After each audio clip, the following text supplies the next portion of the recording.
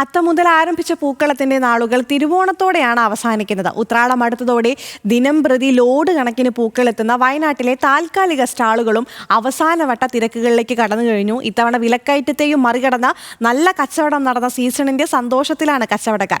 വയനാട് കൽപ്പറ്റയിലെ പൂക്കച്ചവടക്കാർക്കൊപ്പം മുബാറക്ക് തയ്യാറാക്കിയ റിപ്പോർട്ട് കാണാം. ഓണമിങ് എത്തിക്കഴിഞ്ഞു. അപ്പോൾ അതിൻ്റെ ഒരു തിരക്കിൽ തന്നെയാണ് എല്ലാ മലയാളികളും എന്ന് തന്നെ വേണം പറയാൻ. വയനാട് ജില്ലയെ സംബന്ധിച്ചിടത്തോളം ഓണം ആഘോഷങ്ങളിലേക്ക് എല്ലാവരും തന്നെ കടന്നു കഴിഞ്ഞിരിക്കുന്നു. ഈ ഏറ്റവും പ്രധാനമായി നമ്മൾ കാണുന്നത് ഈ നഗരത്തിൻ്റെ പ്രധാന പ്രദേശങ്ങളിലെല്ലാം പൂക്കടകൾ സജീവമായിട്ടുണ്ടായിരുന്നു എന്നുള്ളതാണ്. ഈ ഓണം അത്തം തുടങ്ങിയ സമയം മുതൽക്കേ ഓണപ്പൂക്കളത്തിനായിട്ടുള്ള സജ്ജീകരണങ്ങൾക്കായി തന്നെ അത് മുന്നിൽ കണ്ട് കച്ചവടക്കാർ ഈ ഓണ സ്റ്റാളുകൾ, ഈ പൂക്കൾ നിറഞ്ഞ സ്റ്റാളുകൾ ഇങ്ങനെ എല്ലായിടത്തും തന്നെ ദൃശ്യമായിട്ടുണ്ടായിരുന്നു. നമ്മളിപ്പോൾ ഉള്ളത് വയനാട് ജില്ലയിലെ കൽപ്പറ്റയിലെ ഒരു പൂക്കടയിലാണ്. ഇവിടെ ഒരു പൂക്കട മാത്രമല്ല, ഈ വയനാട് കൽപ്പറ്റ ടൗണിനോട് ചേർന്ന് ഒരു നിരവധി പൂക്കടകൾ, ഒരു 8-9ഓളം വരുന്ന ഇത്ര വിശാലമായ പൂക്കടകൾ തയ്യാറായിട്ടുണ്ടായിരുന്നു. ഉത്രാടപ്പാച്ചിലേക്ക് മലയാളികൾ കടക്കുകയാണ്. അതിൻ്റെ ഭാഗമായി തന്നെ ഇനിയിപ്പോൾ പൂക്കൾക്കൊക്കെ 1, 2, 3 ദിവസമാണ് ഒരുപക്ഷെ ആയുസ്സുണ്ടാവുക. അത് കഴിഞ്ഞ് പൂക്കളം ഇടുന്നവർ ചുരുക്കമായിരിക്കും. എന്നിരുന്നാലും അവസാനഘട്ട ഈ പൂക്കളം ഒരുക്കുന്നതിൻ്റെ തയ്യാറെടുപ്പിലേക്ക് മലയാളികൾ നീങ്ങി എന്നുള്ളതാണ്. ഇവിടെ പൂക്കൾ വാങ്ങാനെത്തിയ 2 ചെറുപ്പക്കാരുണ്ട്. അവരോട് ചോദിക്കാം, ഏത് പൂക്കളൊക്കെയാണ് വാങ്ങിച്ചത്? എന്താ അവസ്ഥ? എല്ലാം വാങ്ങി, എല്ലാം കുറച്ചായിട്ട് വാങ്ങി. എവിടെയാ, എന്താണ് ഓണം ആഘോഷം? ഓഫീസ് ഓണാണോ അതോ വീട്ടിലേക്കാണോ? എന്താ സാഹചര്യം? വീട്ടിലേക്കാ. ഓഫീസ് കഴിഞ്ഞ് ഇനി വീട്ടിലേക്ക് പോവാണ്. ഓഫീസിലേക്ക്. എവിടെയാണ് വീട്? കണ്ണൂരാ. കണ്ണൂരിൽ നിന്ന് വയനാട്ടിൽ നിന്ന് പോയി വാങ്ങിക്കൊണ്ട് പോകാനുള്ള സാഹചര്യം എന്താ? അല്ല, ഇവിടെയാണ് വർക്ക് ചെയ്യുന്നത്. വയനാട്ടിലാണ് വർക്ക് ചെയ്യുന്നത്, കൽപ്പറ്റയിലാണ്.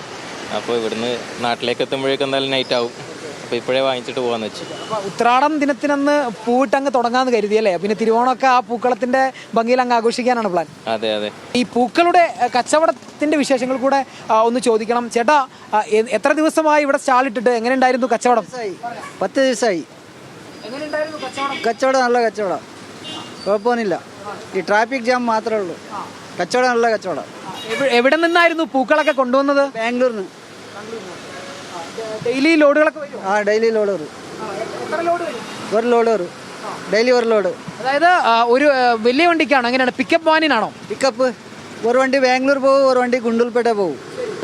പൊതുവെ എങ്ങനെയായിരുന്നു ഈ സീസൺ, ഈ ഓണക്കാലം? വില കൂടുതലായിരുന്നോ? വില കൂടും. ഓണ സമയത്ത് വില കൂടും. ഇനിയിപ്പോൾ എങ്ങനെയാ? ഇനിയിപ്പോൾ നാളെ ഉത്രാടത്തിലേക്ക് കിടക്കുകയാണ്. അപ്പോൾ ഇനിയിപ്പോൾ 1-2 വില കൂടും. നാളെ വില കൂടും. എത്രയാവും നാളെ? ചിലപ്പോൾ 200 രൂപ ആവും. ഇത് 200 രൂപ ആവും. ഈ അവസാന സമയമാണ് ഒരുപക്ഷെ, അതിൻ്റെ ആണോ? അതാണ്. അപ്പോൾ പൂക്കളുടെ വില വിവരങ്ങളാണ് അദ്ദേഹം നമ്മളൊപ്പം പങ്കുവച്ചത്. അദ്ദേഹം 10 ദിവസമായിട്ട് വയനാട് ഈ കൽപ്പറ്റ ടൗണിൽ കച്ചവടം ചെയ്യുന്നുണ്ട്. ബാംഗ്ലൂരിൽ നിന്നാണ് പൂക്കൾ എത്തിച്ചത്. നല്ല കച്ചവടമായിരുന്നെന്ന് അദ്ദേഹം പറയുന്നുണ്ട്. കൂടാതെ പൂക്കൾക്കിനി ആവശ്യക്കാർ കുറയും. ഒരുപക്ഷെ നാളെയും ഉത്രാടം എത്തിക്കഴിഞ്ഞാൽ പിന്നെ തിരുവോണമാണ്. തിരുവോണ നാളിലേക്കാണ് ഈ സജ്ജീകരണങ്ങളെല്ലാം തന്നെ. അപ്പോൾ ഈ ഉത്രാടപ്പാച്ചിലേക്ക് ആളുകൾ കടന്നിരിക്കുന്നു എന്നുള്ളതാണ്. അപ്പോൾ അതിൻ്റെ അവസാനഘട്ട പൂക്കൾ ശേഖരിക്കാനാണ് ഈ ആളുകളെല്ലാം തന്നെ വന്നത്. എന്തായാലും ചേട്ടന്മാരാരും തന്നെ, കച്ചവടക്കാരും തന്നെ നിരാശരായിരുന്നില്ല. അവർക്ക് നല്ല കച്ചവടം ഈ ഓണക്കാലത്ത് ലഭിച്ചു എന്നുള്ളതാണ്. എല്ലാ ദിവസവും ഒരു ലോഡ് പൂവെങ്കിലും അവർ കച്ചവടം ചെയ്തിരുന്നു എന്നും അവർ പറയുന്നുണ്ട്. എന്തായാലും ഓണക്കാലം എല്ലാവരും തന്നെ അടിച്ചു പൊളിക്കട്ടെ. ഉത്രാടപ്പാച്ചിലേക്ക് കാര്യങ്ങൾ എത്തിക്കഴിഞ്ഞിരുന്നു. ഇന്ന് ആ ഉത്രാടപ്പാച്ചിലിൽ തന്നെയാണ്. നാളെ ഉത്രാടമാണ്. എല്ലാവർക്കും ഓണത്തിൻ്റെ നല്ലൊരു ആശംസകളും നേരുന്നു. വയനാട് കൽപ്പറ്റയിൽ നിന്നും ക്യാമറ പേഴ്സൺ ജിതിൻ ജോസിനൊപ്പം മുബാറക്, ന്യൂസ് മലയാളം.